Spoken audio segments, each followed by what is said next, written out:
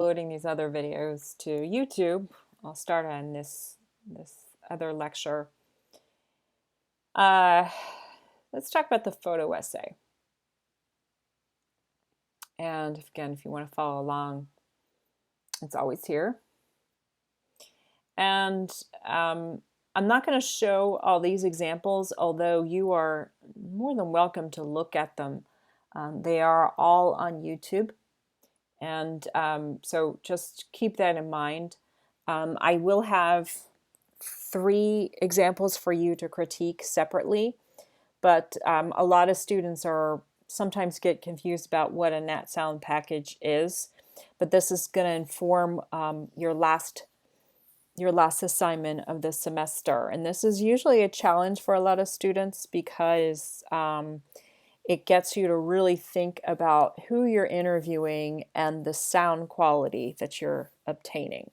But you can still do this with your phone, but it's just going to take a little bit more of an effort on your part.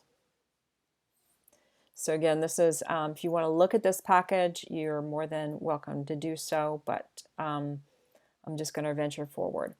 So in shooting a photo essay, it is a story without a reporter track. So you have to ask yourself, how am I going to interview these people so that they are telling the story and I am not? So you have to really visualize the story before you start shooting. So remember the one video that we saw from Darren Durlat? He says you have to think about the story before you start shooting it. So he was on his way to the one chicken story, and he said that's what he was thinking about, how he was going to start it. Consider yourself, what is the so what? So I've mentioned this before.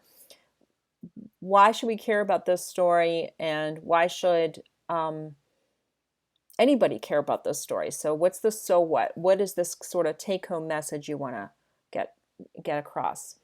And again, I've talked about this many times this semester. Think beginning, middle, and end, and how you can create suspense and surprise. So you can start it off making it sound like this is this everyday person, but how can you flip a story on its head using an element of surprise or suspense?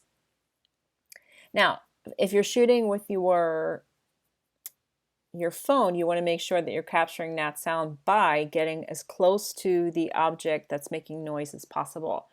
I am famous for putting my phone right in my dog's face so I can get sound from them. So always look for nat sound opportunities, and be careful though, because sometimes we're not aware of the music that's playing in the background. So sometimes students will shoot a nat sound story, and I'll say, well, where's your nat sound break? And they'll say, well, they were playing music in the background.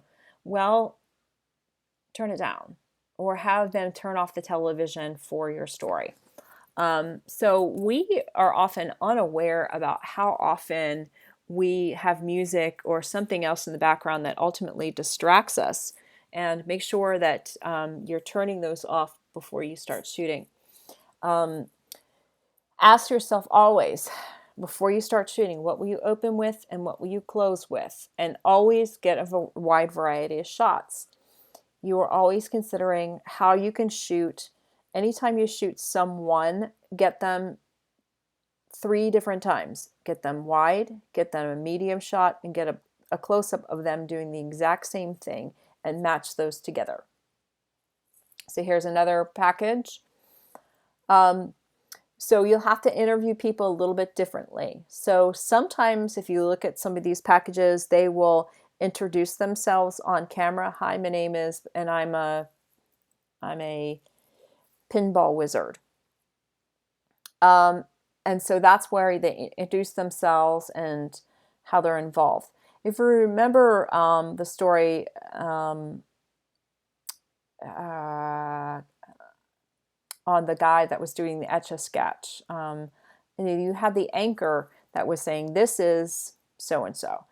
But you can do this by having them introduce themselves on camera. It's not necessary, but as you can see from all the examples that I show you for the for the discussion, they don't really, the person themselves really, their names are not as important as the story itself. And so why is this important to, so when you ask them, why do you feel it's important? Okay. Or, what does this mean to you? So those things are 3 ways for them to start talking, and it's very easy for them to start talking. And then always get people doing something. So maybe it might be your sister who's working outside and trying to work out outside, but then they can't do something. And observe while they're doing something and have them talking while they're doing something. And that way you get some natural moments, okay? And then ask some stupid questions like, why are you doing this? Even though you might not be not know, sometimes they're answering the stupid questions will get them to say something that gives them a lot of character. Okay. Make sure you log all of your video. Make sure you have all the video that you need. So it's going to be very, very difficult if you shoot this one on your phone. If possible, I would suggest you using WeVideo or iMovie, and you can transfer your video onto a laptop if possible. But it certainly is possible if you use Adobe Premiere Rush or iMovie on your phone. I've done some stories, some packages on my phone. It's not perfect, but it still can work. Again, story structure. How are you going to begin? How are you going to end? What are you going to reveal? So use your interviews to truly solidify the stories. And if you look at the packages that I've posted, make sure that you're weaving Nat Sound and interviews together. Okay, they should be weaving together in a Nat Sound package. So overall, Nat Sound in a story helps with this action reaction.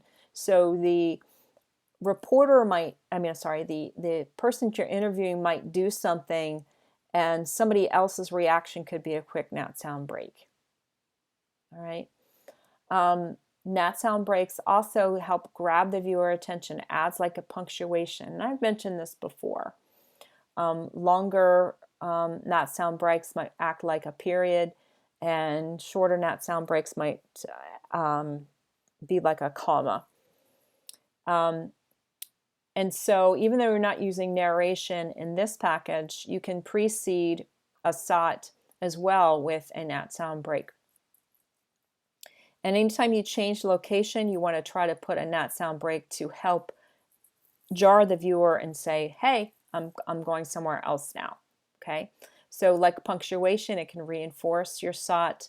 And again, it's going to help with the rhythm of a story. If you just have all interviews, it's going to be very, very slow. But if you have an interview, then Nat Sound break, an interview, then Nat Sound break, it really helps with that overall rhythm. So for your discussion, I posted 3 stories, and I want you to give your insight about these stories, and we'll see what we come up with.